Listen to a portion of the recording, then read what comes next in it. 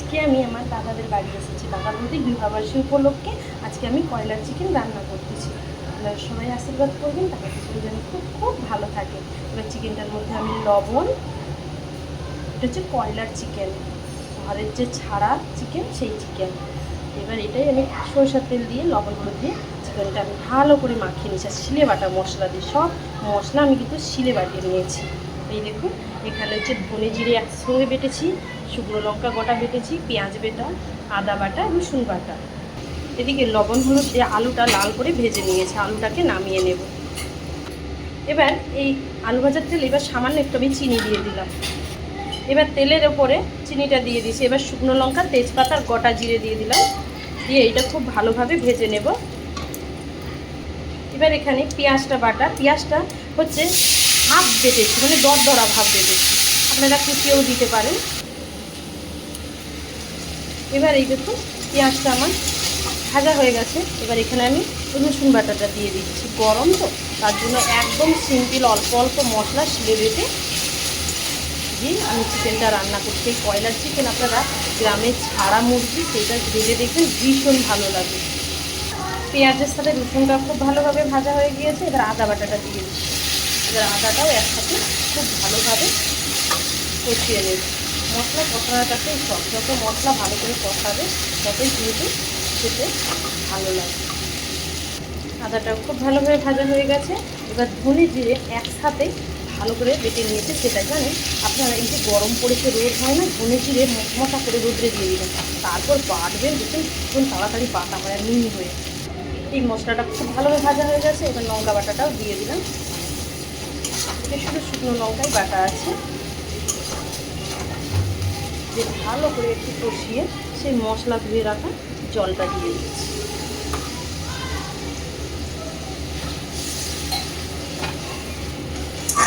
এবার ভালো করে কষিয়ে নেব। এবার এখানে একটু হলুদ, যেহেতু মাংস হলুদ দেওয়া আছে সেই জন্য পরিমাণ আপনারা বুঝে শুনে দেবেন। আর হচ্ছে একটু লবণ, যেহেতু আমি আগেই জল দিয়েছি সেগুলো এখন আর জল দেবো না। মশলাটা খুব ভালোভাবে কষিয়ে দিচ্ছি।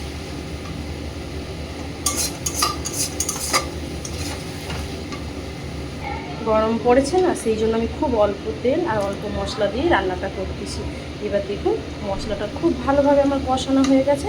এবার সব সেই কয়লার চিকেনগুলো আমি দিয়ে দিচ্ছি। এবার চিকেনটা দিয়ে ভালো করে আমি একটু চিকেনটাকে কষিয়ে নেব।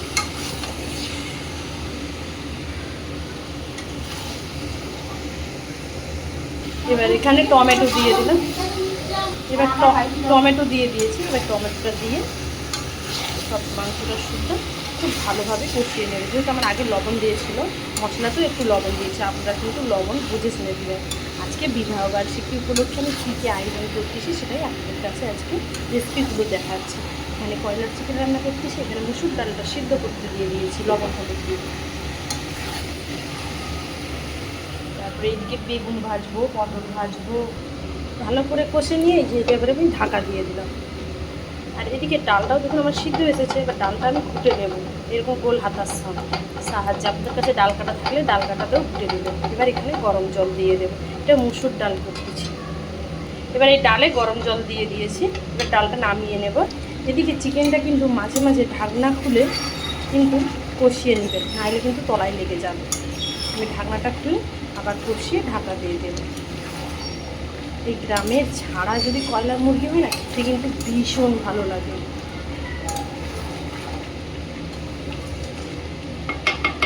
এটা আমি আবার ঢাকা দিয়ে দিচ্ছি।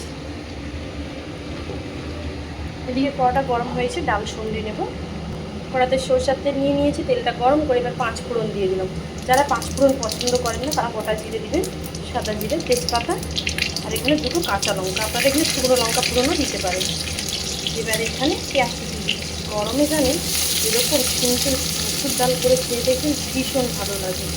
আর যারা আম পছন্দ করেন তারা আম, কিন্তু আম ডালে না আমরা পেঁয়াজটা খাই না, যারা খান তারা দিতে পারেন। যে এবার পেঁয়াজটা আমি খুব ভালোভাবে ভেজে নেব। পেঁয়াজটা লাল করে খুব ভালোভাবে পেঁয়াজটাকে ভেজে নেব। এরকম পাতলা মুসুর ডালের সঙ্গে জানেন এরকম মুসুর ডালের সাথে আলু ভাতেও ভালো লাগে আমার ভিতরে।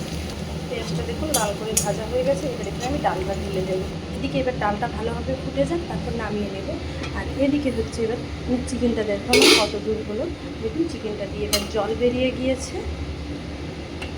চিকেনটা ভালো সিদ্ধও কিন্তু হয়ে এসেছে। ঢাকা দিয়ে ভিজে করেছি, কারণ এটা কষা কষাই হবে, বেশি ঝোল করবো না। আর ওদিকে গরম মশলা বেটে রেখেছি।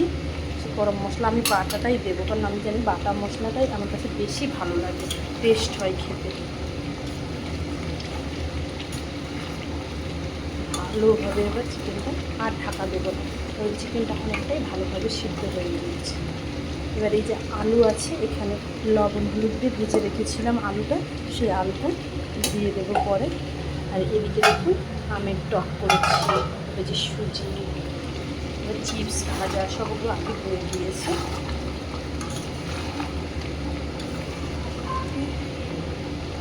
এবার সেই ভেজে রাখা আলুগুলো দিয়ে দিচ্ছি। এবার আলুটাও এর সাথে ভালোভাবে কষিয়ে দেবো।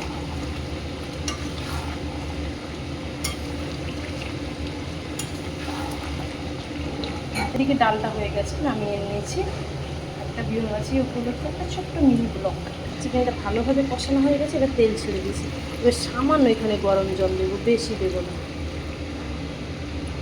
সামান্য গরম জল দিয়ে এবার এটাকে আমি একটু ঢেকে দেবো। এবার এটা আমি ঢাকা দিয়ে দিচ্ছি। এদিকে আগে থেকে লবণ হলুদ মাখিয়ে পটলটা রেখেছিলাম, সেটা ভেজে নিচ্ছি সরষের তেলে, ঢাকা দিয়ে দিলাম।